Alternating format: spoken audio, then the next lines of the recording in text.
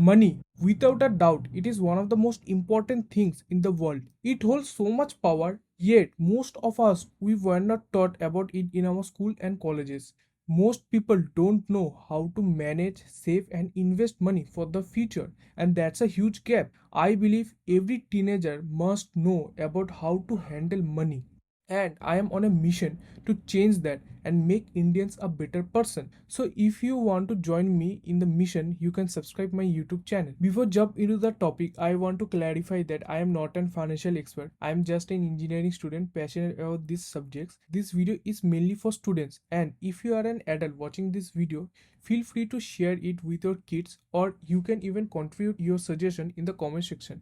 Let's go. To understand money, we have to go back in time. In ancient days, when people used to trade directly, wheat for clothes, livestock for tools, and this system known as bartering was quite a bit inconvenient. Eventually, money was introduced, initially as metal coins marked with king's seal. Over time, currency evolved into paper and coin as we recognize today. At its core, money is a system built on trust. Everyone believes in the piece of a paper and making it a universal language of sorts. We often see money as something we use to buy what we want. That's not the whole truth. But do you know, whenever we use money, we are actually saving our time? Yes. Imagine you want an apple. So either you could grow an apple tree, wait for years to bear you fruit, or you can go to market and simply buy an fruit. In that moment, you are saving your time to grow a apple tree. Meanwhile, the person who was selling the apple spent so much effort and time to grow the apple tree and trade his time to earn some money. In reality, we are trading our time to earn money. Now, let's talk about assets. An asset, in simple terms, anything that could generate money or help you to generate money over time. Assets can come in many forms, like from your car that could be rented out, your computer used for work, or your skills, investments like crypto, gold, and mutual funds, etc. etc. Our parents sent us to school and colleges so that we can acquire some skills like engineering and medical, which will help us to earn a living. Investing time to acquire these assets is called asset allocation. To level up in your life, you need to collect multiple assets or income stream. It's like collecting power-ups in video game. The more you collect, the richer you become, at least in terms of opportunities. However, it's not at all smooth sailing. On the flip side, we have liabilities. Liabilities is something that takes money away from you. For example, if you own a house or car purely for personal use, then they are liabilities because you are spending money to maintain them rather than generating money from them. So, does that mean all liabilities are bad? No, not at all. If you are buying something purely for enjoyment and it brings you happiness, that's great. Just be mindful that excessive spending on unnecessary things could impact your future finances. Make purchase wisely, especially if you are a working professional. Most teenagers struggle with saving money, but it's important to train yourself to save. Developing a saving habit early on is essential as it helps you to build wealth and prepare you for future expenses. Savings also teaches you how to think before make any purchase and builds a habit of financial discipline. Instead of saving what's left over, try to save money at the beginning. This will limit your spending and help you to make thoughtful decisions. When I was in 6th grade, I started saving money. My parents couldn't give me a handsome pocket money, but they just gave just enough money for travel and tiffin for my school. But I somehow saved a portion from that, and I saved for 4 years and total collected 10k, and I bought my first touch smartphone.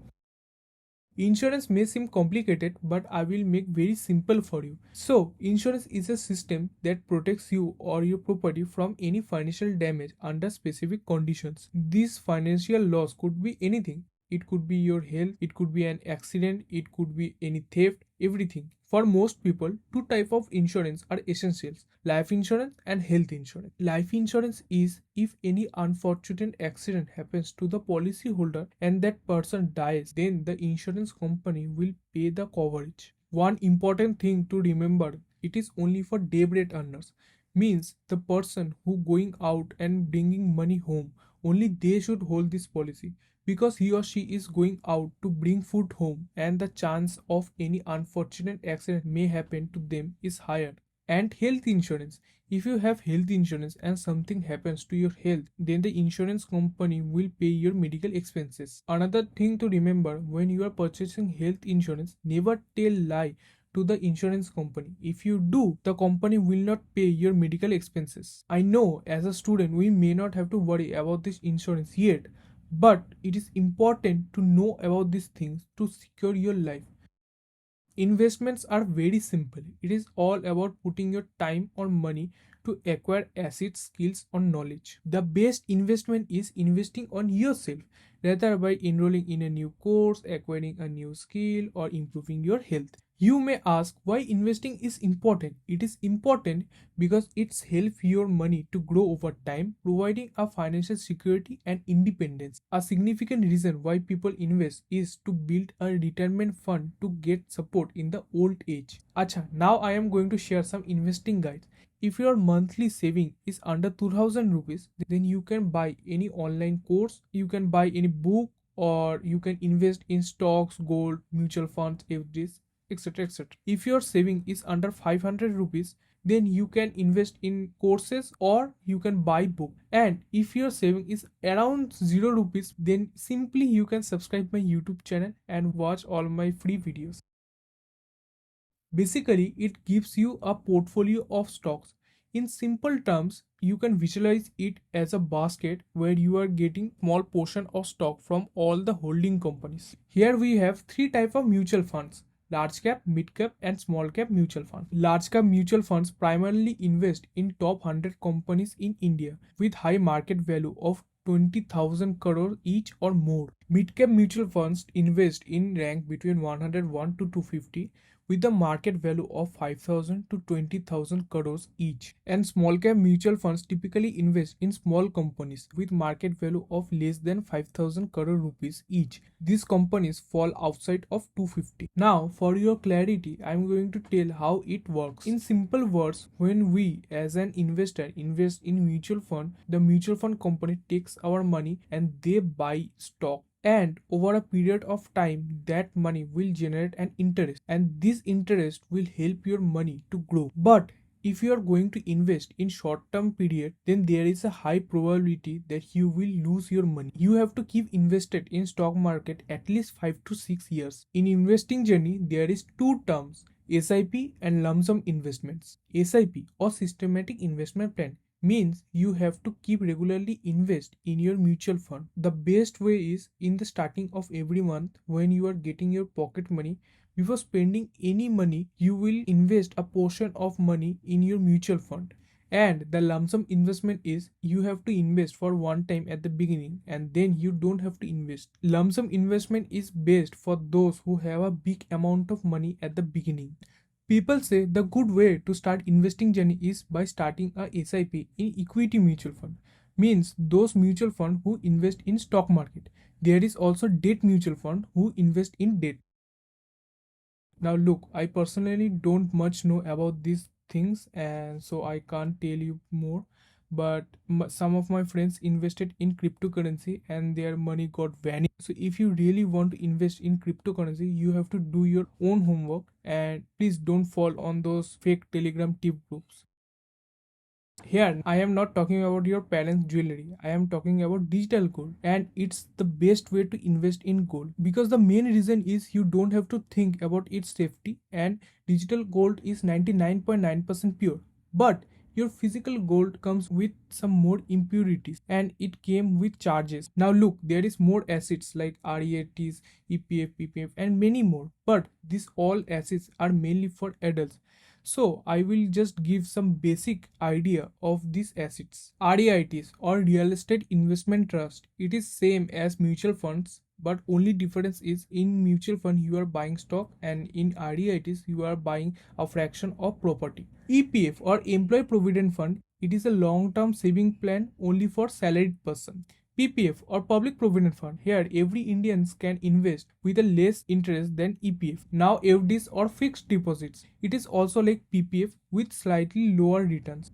Another last option is buying collectible items. No, you don't have to buy any ancient Egyptian or Indian items. Here, I will suggest you 3 things which you can buy as a collectible item. But you have to remember that there is no guarantee that the prices of these items will be skyrocketed in the future. If you are purchasing these items, then you have to make sure that you are purchasing this only for your fun and enjoyment and nothing else. So these 3 things are Lego sets, jigsaw puzzle and Pokemon cards.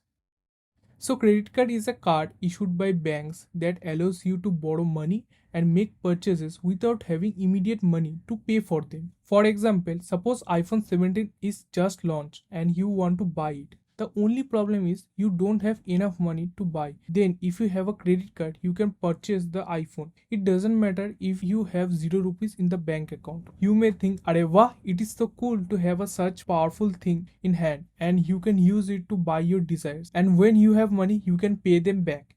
There is a slight problem. The money you are borrowing, it comes with an interest and it will apply after 30 days. So that means you are taking a mini loan and the interest of these loans are world highest, comes with 30 to 40% interest. In credit card, there is a term called minimum due amount.